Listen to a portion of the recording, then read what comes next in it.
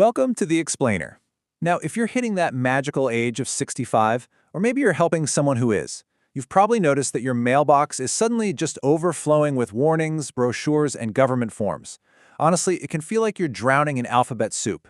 But don't worry, we've got you covered. Today, our goal is to translate all of that confusing government Medicare jargon into a plain English roadmap.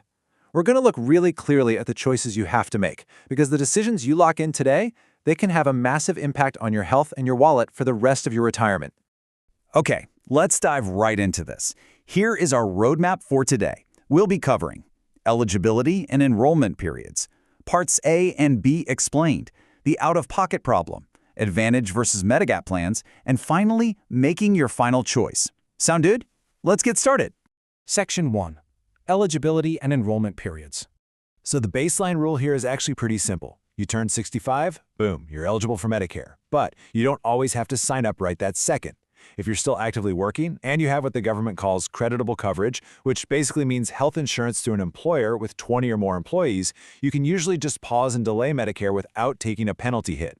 But, and I need to give you a clear warning here, being on COBRA or a retiree health plan, that generally does not count. With those, you really must apply when you're first eligible, or you're going to face some steep penalties. And this brilliantly illustrates what happens if you don't have that creditable employer coverage. You absolutely have to respect your initial enrollment period. It's a very precise 7-month window. It starts exactly 3 months before the month you turn 65, includes your birth month itself, and stretches out for 3 months after.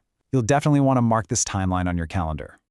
Now, what if you literally just retired? Well, Medicare is actually going to base your 2026 premiums on your 2024 tax returns. Kind of wild, right? But if your income just took a dive because you stopped working, you don't have to just sit there and pay those higher income-related surcharges, which are called IRMAA, by the way. You can totally appeal it. It's just 3 simple steps.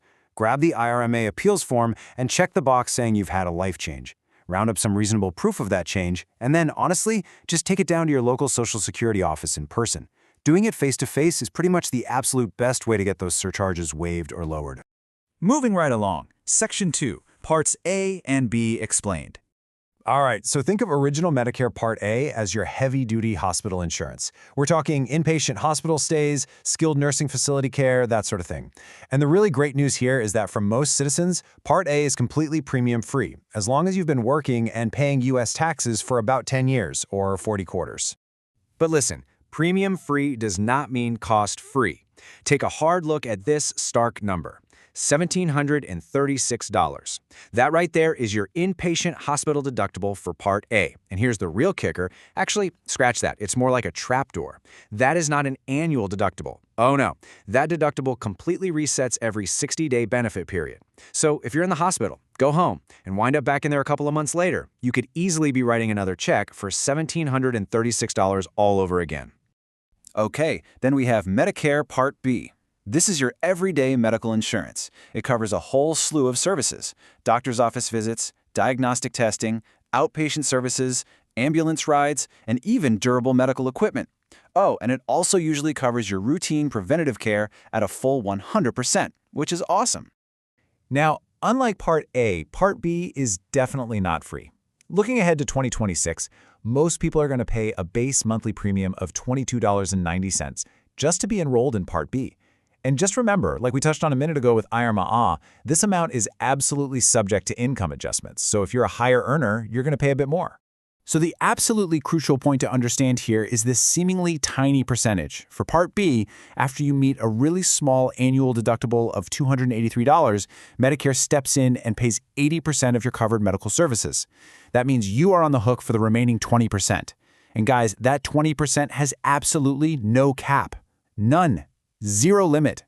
Which leads us directly into Section 3, the out-of-pocket problem. Here's the harsh reality of original Medicare. You're probably heading into retirement on a relatively fixed income, right? But suddenly, you're staring down potentially uncapped medical bills. Because if you need something major, like say chemotherapy or complex outpatient care, paying an unlimited 20% of those massive costs could be financially devastating. So I really want to pose this question directly to you. How do you cover that bottomless 20% gap? Original Medicare is a great foundation, but man, it leaves you dangerously exposed. To actually fix this, you basically have a massive fork in the road. 2 paths. And that brings us to Section 4, Advantage versus Medigap plans. Okay, let's walk down path 1 first, adding a Medigap plan, which is also known as a Medicare supplement. Now, what's really interesting about this slide is how the math shakes out. You've got your Part B premium, then you add a standalone Part D plan just for your prescriptions, which averages, maybe $25, and then you pay for the Medigap plan itself, which is roughly $125 a month. So you're all in, total estimated cost, it's sitting around $353 a month. So why on earth would you pay that much upfront? 2 words: freedom and security. You can literally see any doctor in the entire country that accepts Medicare. No network restrictions whatsoever. Plus, you have almost zero out-of-pocket exposure for that scary 20% gap we just talked about. Now let's completely switch gears and look at Path 2, Medicare Part C, which you probably know better as Medicare Advantage. This is basically an optional alternative that fully replaces your traditional Medicare card. It just takes your hospital, your medical, and usually your prescription drug coverage and rolls the whole shebang into one single plan. For a lot of folks, this feels super familiar. It's just like the HMO or PPO plans you probably had back when you were working. It often comes with a $0 monthly premium beyond what you're already paying for Part B, and they love to throw in extra perks like dental, vision, or hearing, which original Medicare literally will not cover. But you know the saying, right? There is always a trade-off. With Advantage plans, you are now operating inside a managed network, and you're paying copays as you go. The big, hidden risk here is the maximum out-of-pocket limit. In 2026, an Advantage plan's max out-of-pocket can legally shoot up to $9,250 for the year. Now sure, a lot of plans hover comfortably in the $4,000 to $7,000 range. But if you get seriously sick, those $50 specialist copays and $200 imaging fees are going to stack up incredibly fast before you finally hit that safety cap. So let's just translate this core trade-off as simply as possible. With Medigap, you're basically paying upfront for total network freedom and the absolute peace of mind that you'll have almost no surprise medical bills. On the flip side, with Medicare Advantage, you get those low or zero monthly premiums and some cool extra perks. But you pay as you go. You have to navigate strict doctor networks, and you carry the very real risk of a high out-of-pocket maximum if your health suddenly takes a turn. All right, final stretch. Section 5, making your final choice. A lot of people think to themselves, hey, I'm healthy right now, I'm just going to grab the cheap Advantage plan today, and if I get sick down the road, I'll just switch over to a Medigap plan. Guys, that is a massive trapdoor. In most states, you get exactly one Medigap open enrollment period. It's a one-time, strictly 6-month window that starts the very day your Part B coverage goes live. And during this tiny specific window, you can buy any Medigap plan you want with zero medical underrating. That means they absolutely cannot ask about your health history, and they cannot deny you coverage. Period.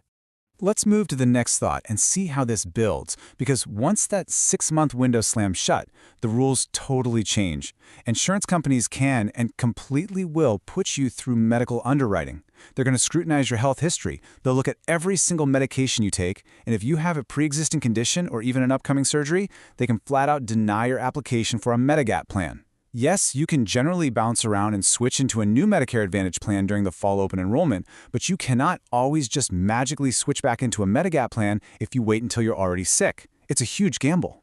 Which really leaves us with this final, absolutely vital question. Will the choice you make right now at age 65 protect both your health and your wallet for the rest of your life?